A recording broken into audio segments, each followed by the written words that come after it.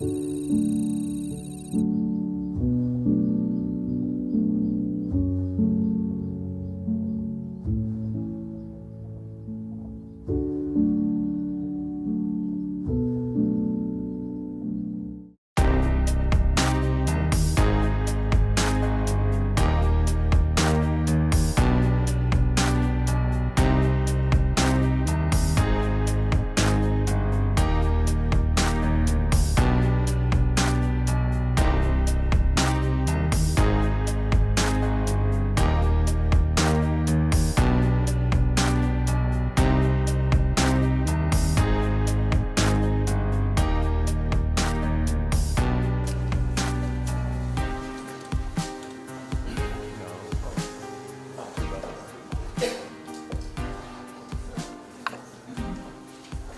misafirlerimiz, şimdi sunumumuzun oturum başkanı olarak Sayın Profesör Doktor Orhan Büyükgöngör ve Sayın Profesör Doktor Onur Şahin hocalarımızı sahneye davet ediyorum.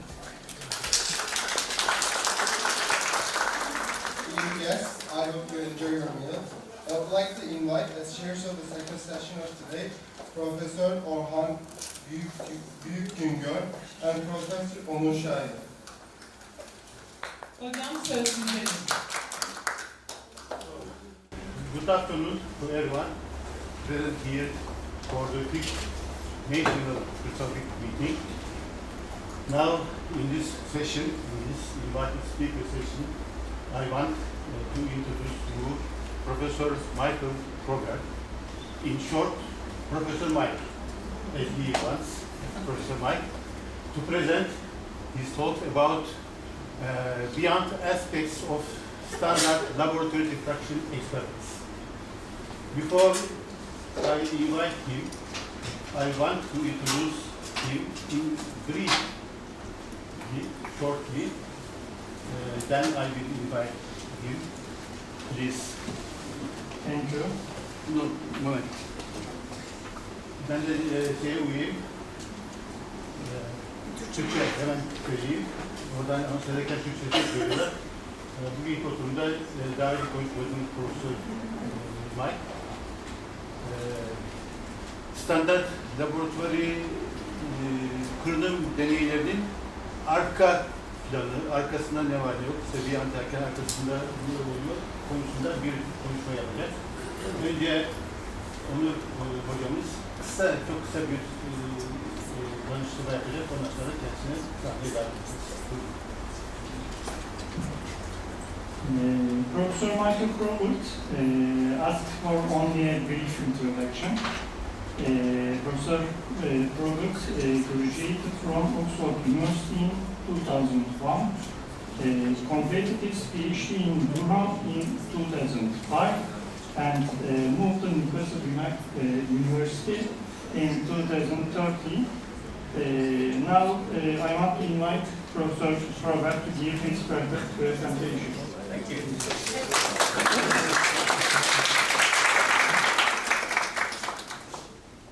Okay, we'll see how we get on. We have 3 minutes. So, thank you very much, Canan, for the invitation, and all the organisers and the chairs. And mostly for everybody else towards the back for turning up to listen. I will try and go slowly. I'd rather go over just a few things. And I've tried to split my talk into definite issues. The first bit will be mostly aimed at the people at the front, and the second bit will be mostly aimed at the people at the back. Okay? But before we start, I want to try something, so we'll see if this works. So I will get to the talk in a second, but you were asked to bring your mobile phones. Okay? So if you scan this QR code, I can see if you're doing it or not, by the way, so if you scan this QR code, then you will get asked some questions. And this is just to help me. So hopefully if it works, you should be asked a question now. Okay, someone's definitely answered because they've said over 20. You can't see at the moment, but I can. Okay, so this is the room. And then it tells me a little bit about how much I need to explain. And might have been useful for Peter earlier. But maybe. But really, this is just to gauge things. And then the next question is important. Okay, so I'll stop this question as soon as everybody is logged in, because I know Santiago is struggling. Okay.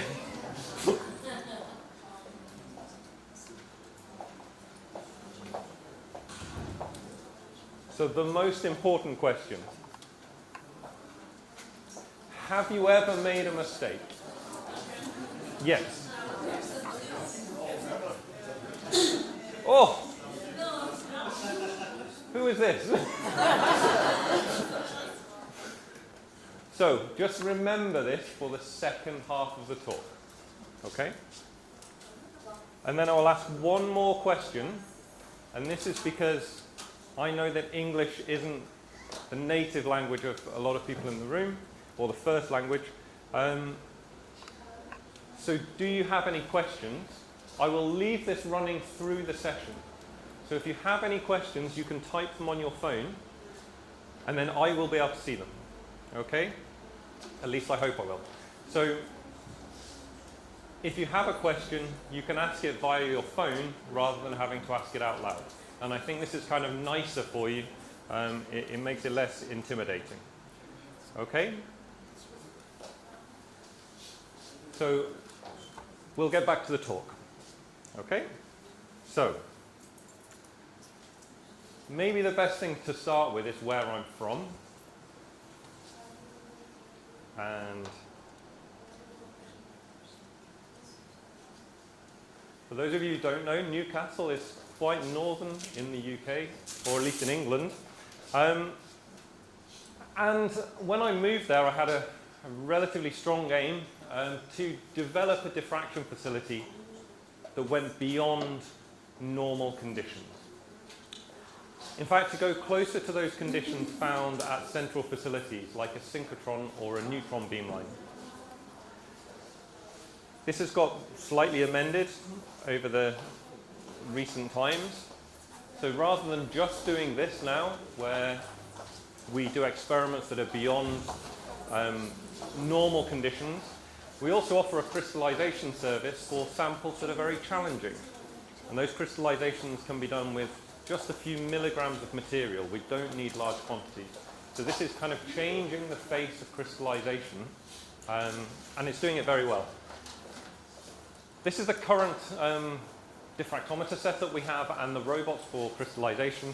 I'll show those in a moment. But I wanted to use one slide for the students at the back.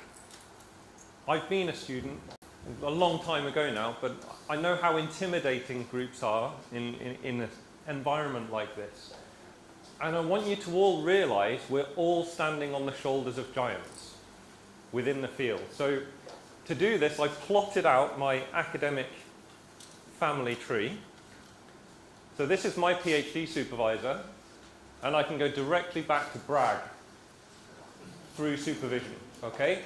Now, that just shows how ridiculous the subject is, that I'm standing directly on the shoulders of Bragg within diffraction. Okay? And you can all do this. You can track your process through time to find out just where your lineage sits. Okay? So this is just to sort of show that. To kind of show diffraction in Newcastle and how it's slightly different, I'll plot its evolution over the time that I've been there. So this was the only diffraction instrument that was present in Newcastle when I arrived in 2013. It was actually purchased in 2008. When I moved, I brought with me these two diffractometers called Xiphos 1 and 2. They specialize in extreme conditions. So this one specializes in low temperature. We'll get to that in a moment. And this one specializes in high pressure. And we will see that come up as well. We were lucky to get some internal investment by a new machine in 2016. That increased the capacity of open flow low temperature, which is quite different to the one that I'll talk about mostly. So that was a Brooker D8 Venture, a dual source with silver and copper. So moving away from the classic molybdenum and copper combination. Then we had these robotic systems installed for our crystallization experiments in 2018. And then we complete the set with 2 new Rigaku Oxford diffraction instruments. So we're quite well supplied in my lab for diffractometers. We've got more than one per PhD student, which is kind of helpful, so you never run out of time. And the one thing really that everybody in the room should take from today, it doesn't work on the screen. If you point a pointer at a TV screen, it doesn't work. If you, I can stand still and do it here and do it like this, but it means I can't walk around. So this is what we have. So yeah, anyway, the important thing is anyone in the room, there has never been a case in my career, which is 20 some years on, where I've said no to any collaboration. Okay, so if you want to have access to any of this instrumentation, just send me an email. I am sure we can sort something out. Okay, so bear that in mind through the rest of the talk. Okay, so then really the talk is titled Beyond Standard Laboratory Diffraction. And this is really what I would consider standard. So we start off with a crystal, we do some magic in the middle, and we end up with a structure.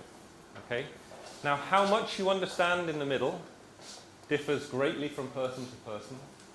And in the end, from a chemist's point of view of wanting to understand this black arrow doesn't matter. Okay? We can consider it a black box if all you're interested in is the end result. From a crystallographic point of view, obviously that's where the interest is. But this is standard. And in my mind, it's essentially a solved problem.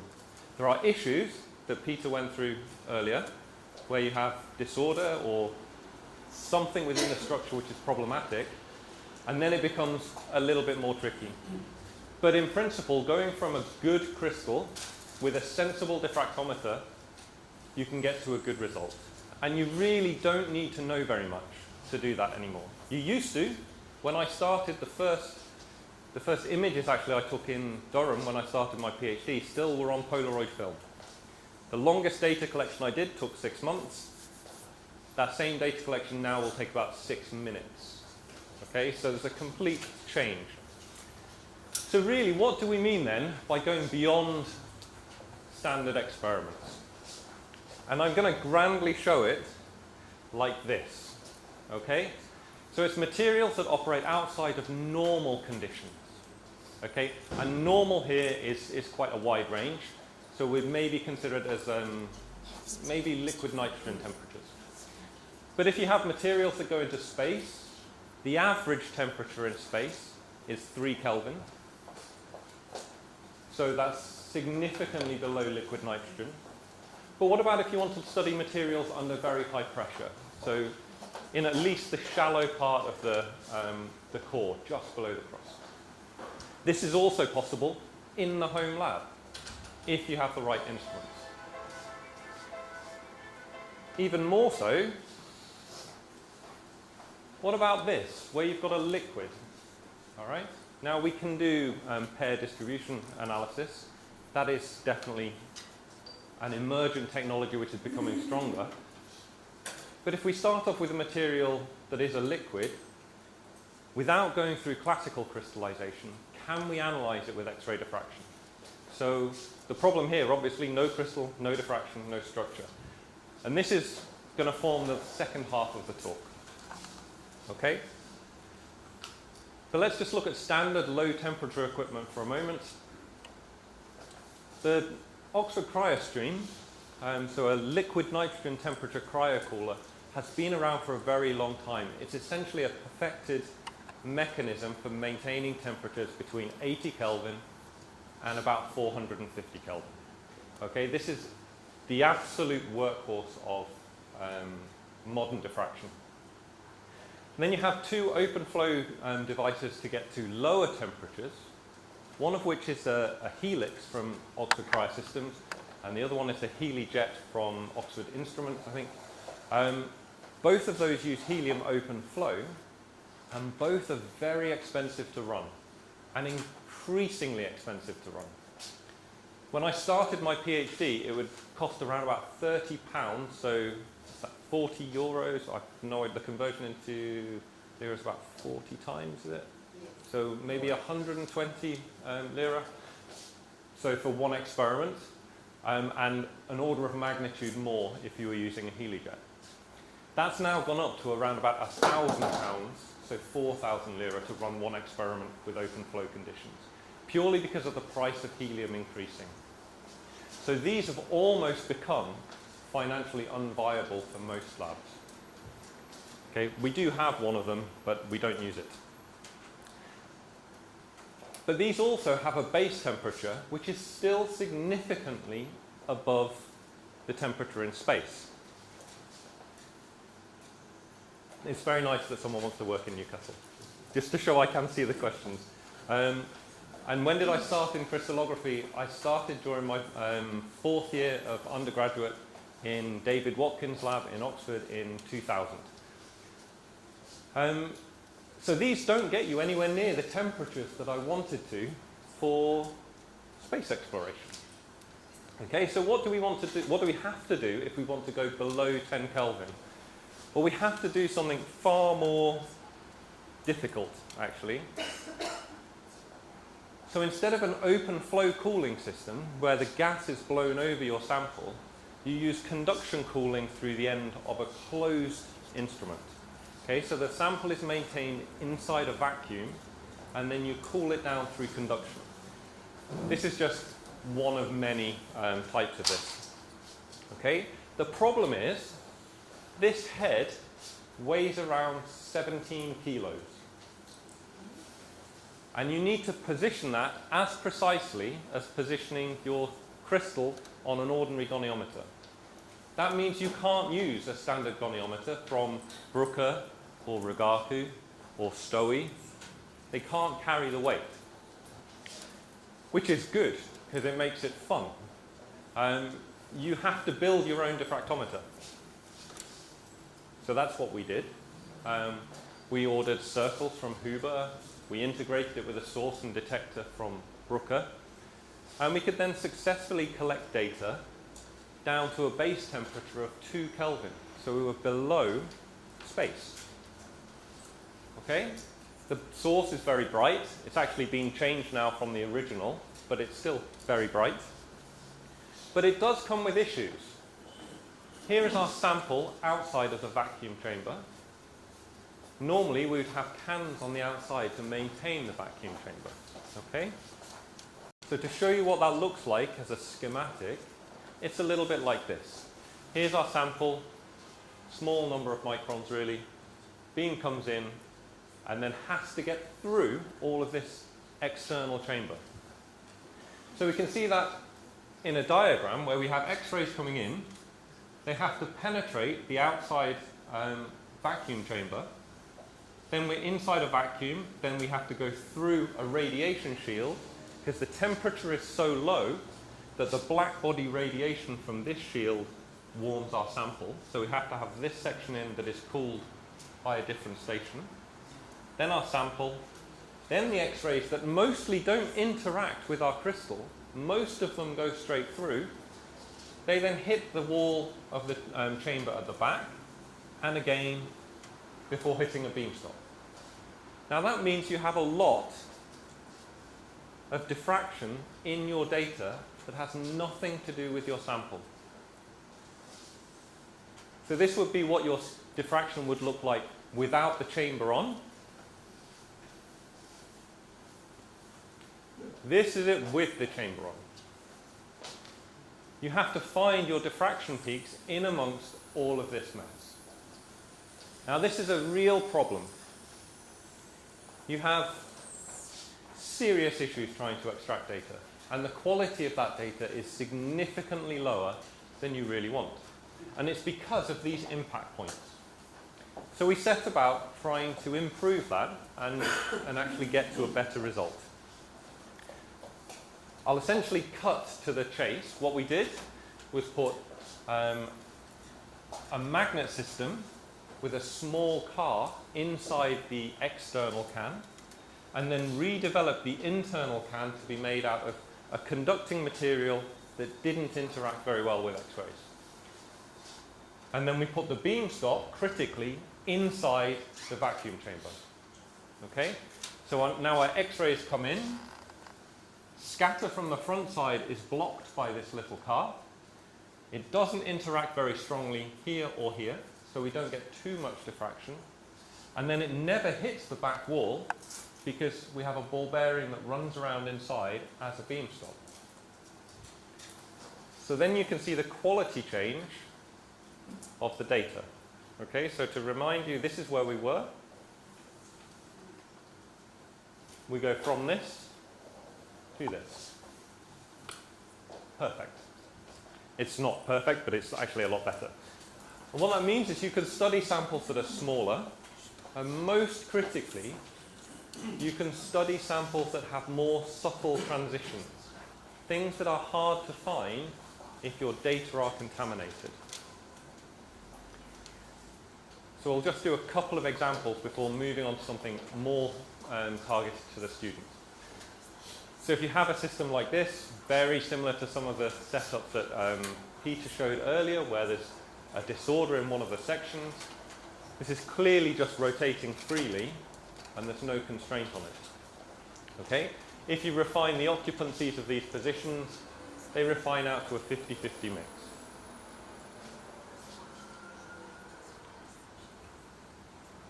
If we cool this down to 4 Kelvin, the data get much better, right? The anisotropic displacement parameters get much smaller. Everything is moving less. This is good. But it still looks very disordered. Okay? Wonderful R factors. The data are very good. I still wasn't happy though. Now, because we've removed that parasitic diffraction, if we return to the original images, this is our sample at 292 Kelvin. This is our sample at 4 Kelvin. There are many more reflections here than there are here. So we have an increase in the size of the unit cell. We have very weak satellite reflections or additional reflections from that increased size that we would lose if we had all of that problem we had at the start. Okay? If you take that through, the data are actually slightly worse because we have more parameters, more weak data, but we actually understand the material now. The disorder is almost gone. It's not quite as it was. And this ligand shows a tilt that is not present before. So that's just one example that came from our lab's research.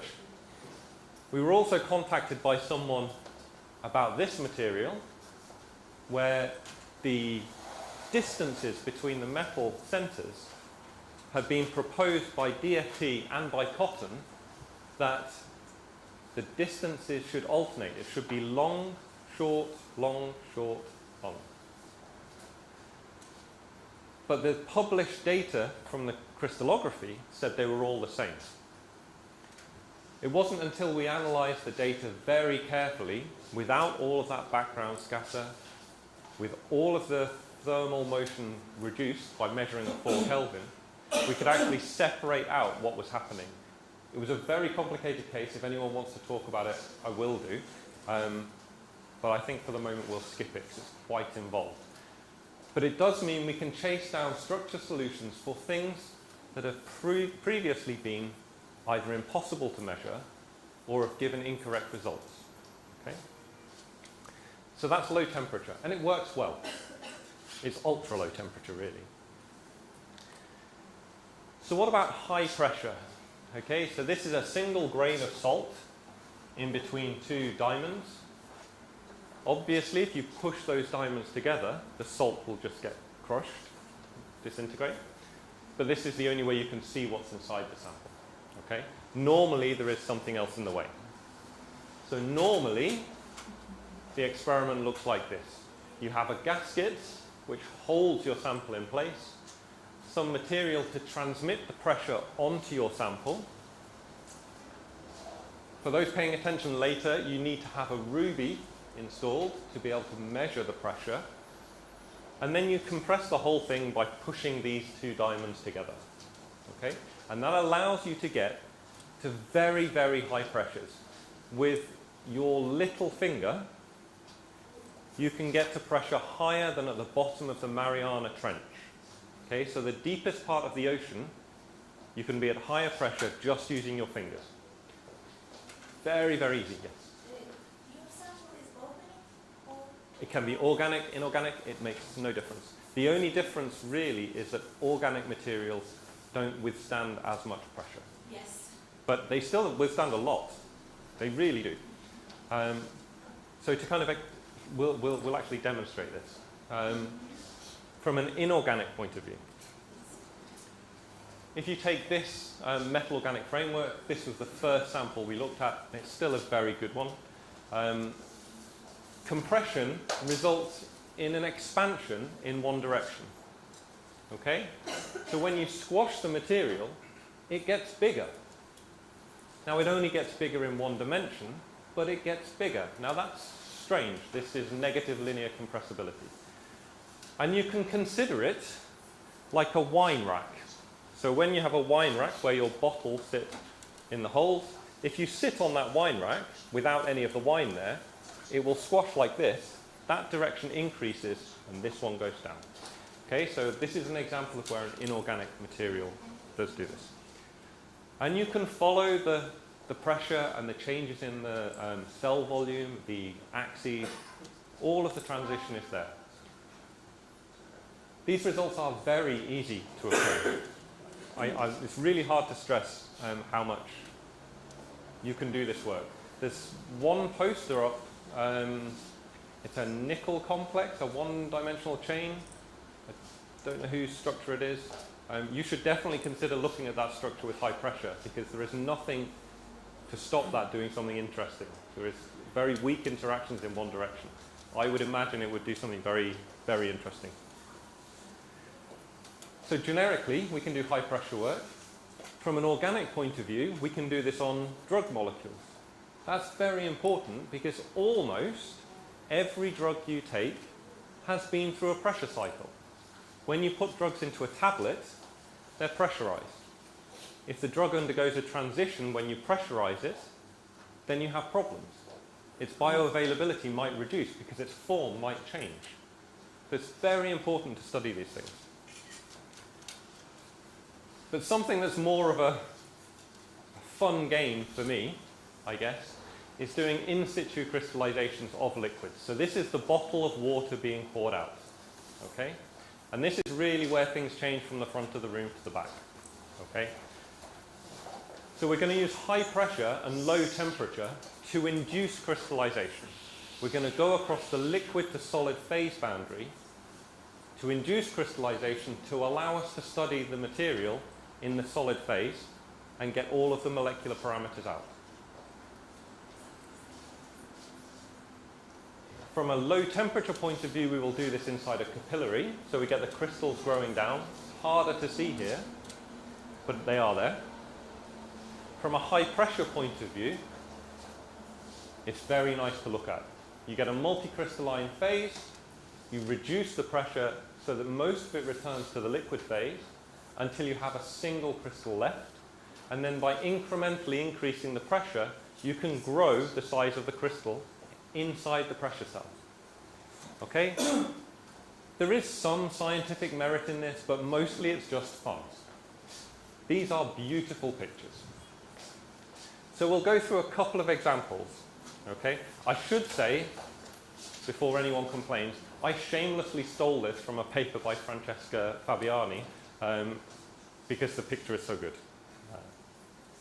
But let's look at a perfect example.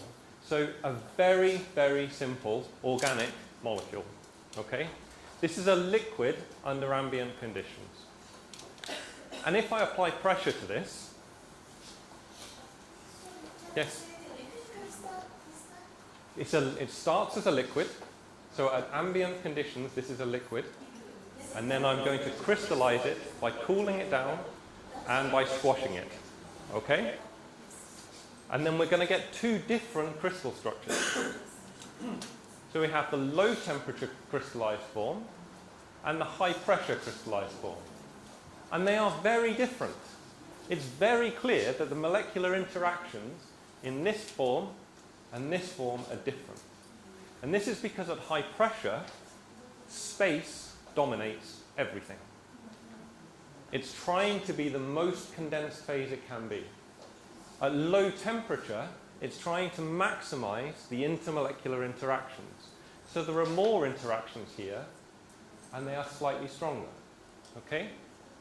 So we would maybe consider this the thermodynamic form and this the kinetic form, but that's really sort of philosophical because you're arguing about two different conditions. But they are different. Now this doesn't always happen. Sometimes they're the same, sometimes they're different. But it's interesting to watch them grow. So this is normally where I base fourth year research students' projects, because they can grow two different forms, and every time you get a different form, you can publish a paper. Okay, so a fourth year student will usually get a scientific publication in my lab. So, hopefully there are some students in the room who are still awake. We'll see. Because this is a second case study, right? So we're going to change the molecule, not by a lot. We're going to turn this into a 2FPA, a very similar molecule. And I had a PhD student back in 2013 who was really good, absolutely exceptional, very, very hardworking, sometimes a little clumsy. So he was not always the best, but he was very, very good at what he did. So he crystallized this with high pressure. Okay? There's a very deliberate red box here hiding what's happening. Okay, so he comes to me and he says, Mike, I've crystallized this, the result is brilliant, R factors perfect, data quality brilliant. Okay, what's the pressure? He forgot to put the ruby inside the cell, so we couldn't measure the pressure. So you look at the fluorescence of that ruby, and it changes linearly with the pressure. So we say, what's the pressure? I don't know, I forgot. Okay, this is relatively okay. I say, Joe, that's fine. You made a mistake. Go back to the lab and redo it. Put the sample in. So now he knows this is going to crystallize. And it's going to give a nice form. So he goes back to the lab. I want you to pay attention to this picture. He goes back to the lab and he recrystallizes it with high pressure. So I say, Joe, that's great. What's the pressure? And he tells me, and it's fine. I say, but it's different to the previous one. And he says, I know. Okay, Joe, go back to the lab. You have to get the first form. If we didn't know it was there before, we could ignore it. But now we know it's there, we have to get it. So he goes back to the lab, not in the best mood, because he's doing the same experiment for the third time. So I want you to remember this picture. He crystallizes it, and he gets this packing. And Peter is absolutely correct. If I go back through the slides now, we have this form, and this form. They are all different, all from high pressure. And at this point, he is really beginning to get annoyed with me because he still hasn't got the first form. So he has to go back and remeasure it. In the end, he does. And then we can understand the whole experiment, right? So he goes back. This was his first result. He was quite quick to apply the pressure. He was trying to screen whether it would work or not, so he was going fast. That's why he forgot to put the ruby in. The next one, he knew it would work. So he applied the pressure very slowly. He was very careful. That's why he remembered to put the ruby in. And the final one is he went back to the lab and he was angry and he applied it very quickly. And he got this third form. So just the rate of applying the pressure gave different forms. And that turned a paper that was fairly boring into a paper which was the first observation in the world of rate of applying pressure affecting the outcome. And if you do some of the analysis which looks to be so common now, and look at the close contacts within the structure, you can see just how different these three forms are. Okay? So why is this important for students? Okay? And actually supervisors to not get too cross. Mistakes can be good. So anyone who said yes, they'd made a mistake, if you learn from it, it's not a problem. So if you make a mistake and you learn from it, this is good. It's actually the best way to learn. So don't worry about those things. If Joe hadn't made those mistakes, we would never have got the paper. Okay? So, if it's okay, I'm going to spend some time talking about something completely different. And it's entirely to the younger people in the room. Okay? And it's only one slide, I think. All right? And it's just to highlight something that I may be passionate about. A couple of things in science. One is extreme conditions, for sure. And this is probably the other. Okay, I've been part of the BCA since 2000. It was formed in 1982. That's the British Crystallographic Association. Okay? So the association has been around a long time. In 2006, I was one of the people that founded the Young Crystallographers group of that association. Right? The proof is here. I was young once. I hadn't shaved. And then, yeah, I may be looking a bit daft. But all of the contacts that I made at that time, so the age that you are as a student, are really important. The community that you build up in your early years are the most important ones. I'm getting old. A lot of other people who are your supervisors will be getting old, whether we want to admit it or not. You are the next generation. So my recommendation to you, as an association which is a little bit younger than the BCA, and I think we're an order of magnitude more in terms of the number of meetings we've had, form a young person's group. And why is it important? One of the things we did at the very start of this younger person's group, it's now become the ESCG, which is the early stage crystallographers group, but it doesn't really matter. It's for younger people. Okay? Now, what was so important?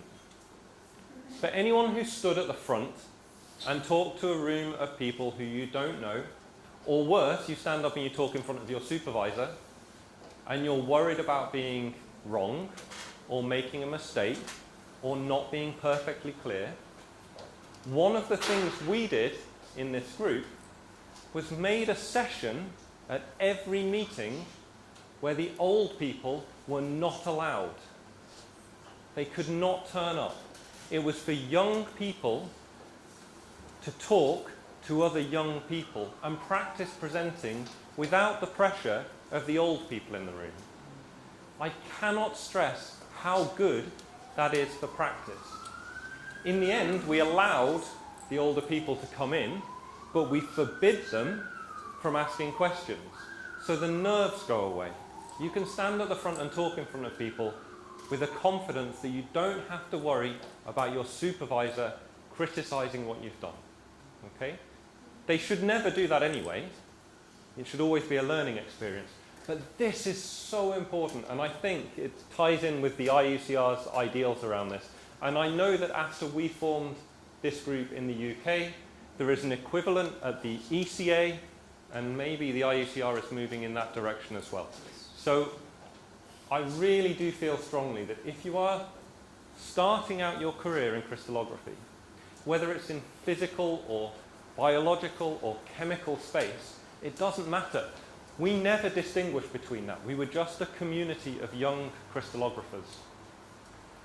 It is very powerful, and you should absolutely try and do it. In the end, the BCA was so happy with this, they funded all of our activities. Because the activities don't cost much when the meeting is already happening. All you do is have a separate room for the talks that is more relaxed. Okay? So here endeth the lesson. There are some thanks that I should make. All of these people have been absolutely instrumental in my career. David Watkin at Oxford, Judith Howard, my PhD supervisor, Bill Clegg, the ever-present, I don't know, crystallography magnate maybe, in Newcastle, and Andreas Goethe, who was a very close friend who I worked with in Newcastle for a long time. Lots of people have helped me along the way in terms of funding, and this is me in a dodgy gown from Durham. Durham has the reddest graduation gowns for PhDs. And then I have one last slide, and then I will stop. Okay? And I will try and read through this carefully so that people understand really what I mean. So this is essentially a poem from someone that I think is most important. Okay, so it's about teamwork. So teamwork is the ability to work together towards a common vision. Your association should understand that. The ability to direct individual accomplishment towards organizational objectives. So it's the association helping you move in a common direction. It is the fuel that allows common people to obtain uncommon results. How you can be more than you are by being part of something bigger. And I think this is really important from a young person's point of view and from an old person's point of view. Okay? And then I'm finished. Thank you.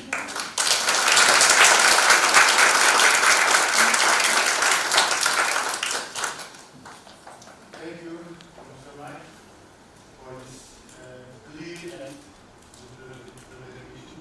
So I have one question, if it's okay, before we get into your... Thanks also Yes. for your time. Okay.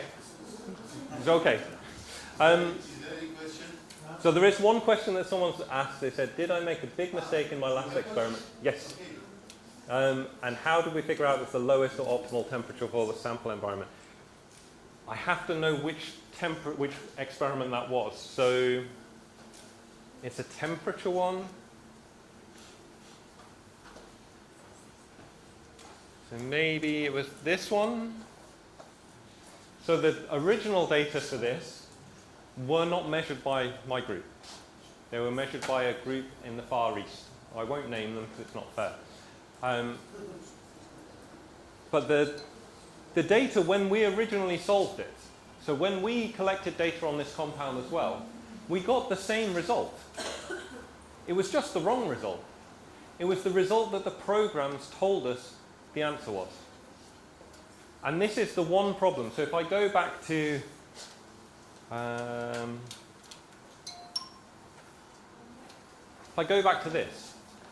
this is a solved problem, I said.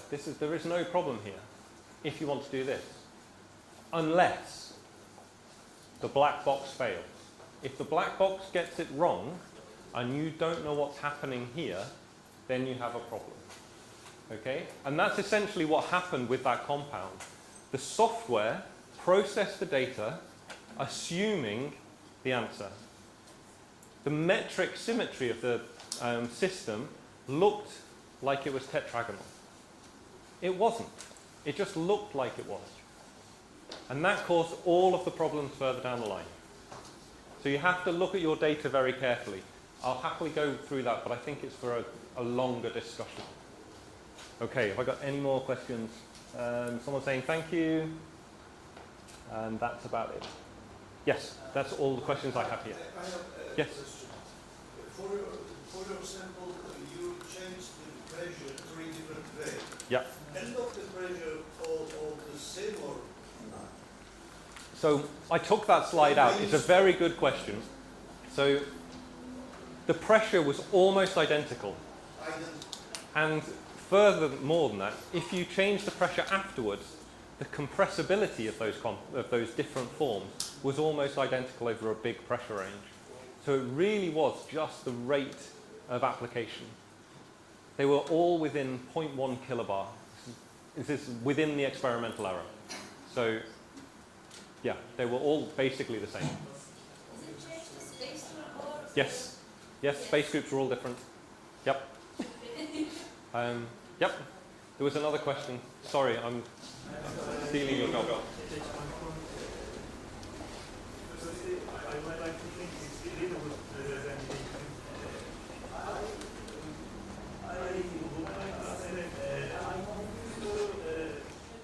I confuse the changing pressure molecules because temperature is decreasing and Yep. entropy looks decreasing, but you telling that interaction best way also change, which means that gives free energy also decrease. Yes. But what is the total entropy? It's really difficult to know. So you can't measure the entropy in that system very well at all. Your experimental errors on even the pressure measurement are very high. The only reason we think that it's that way round is if you do energy network calculations on the two different forms. The low temperature form always has the lowest energy. So, but it's very difficult because as soon as you take the temperature and pressure terms away, everything goes crazy because your P delta V is not, it's no longer zero, right? The pressure is changing so much. So. Second question, I would like to ask your experience. Is there any you telling that reproducing the crystal in high pressure, then getting repeat and again getting crystal?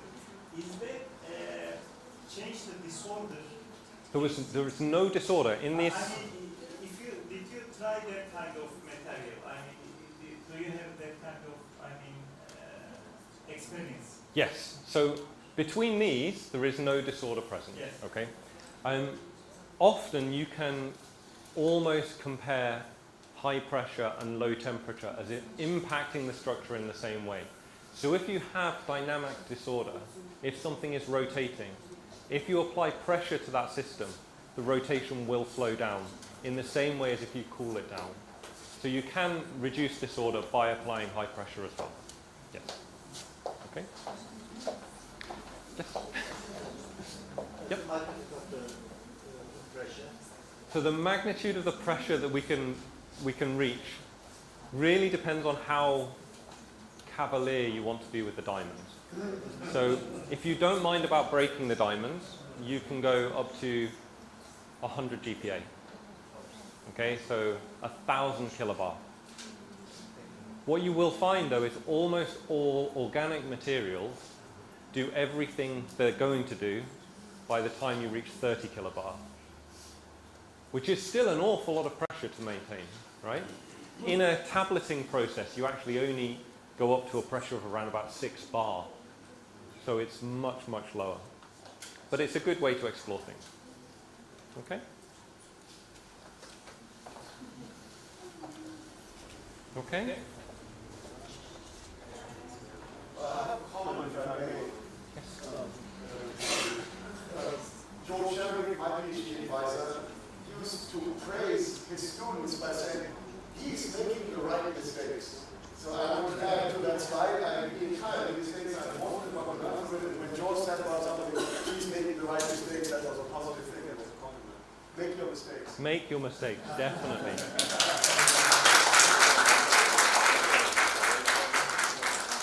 Okay?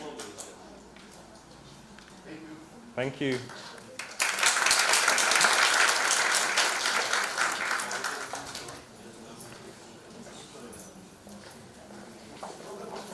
Good.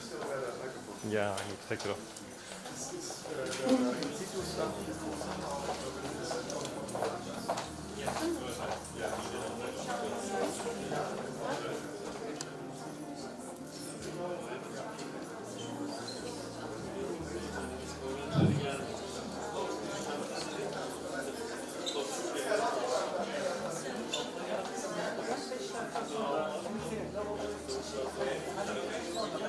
Kıymetli misafirlerimiz, bu süreçte molamız yoktur şu an. We're gonna have a break.